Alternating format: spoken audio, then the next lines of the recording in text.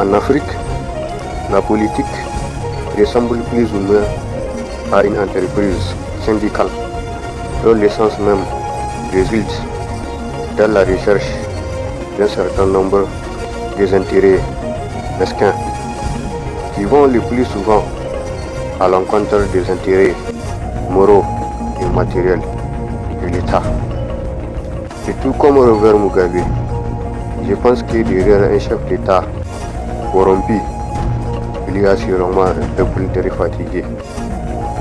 Et tout comme Thomas Sankara, je pense qu'un politicien sans formation patriotique n'est pas très différent de ces moutons kamikazes qui se prostituent et qui tuent pour la démocratie occidentale, pour ne pas dire qui se prostituent pour les multinationales occidentales.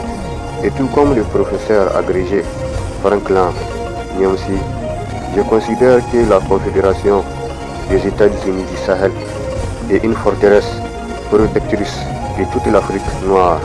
Oui, elle représente le bouclier de la civilisation négro-africaine. Et tout comme Nathalie Yamb, je pense que si seulement l'Occident n'est pas le continent le plus ingrat sur Terre, il considérerait que toutes les infrastructures héritées de la colonisation ne valent rien par rapport à la sève ôtée sévèrement à l'Afrique durant la sauvagerie de la traite négrière.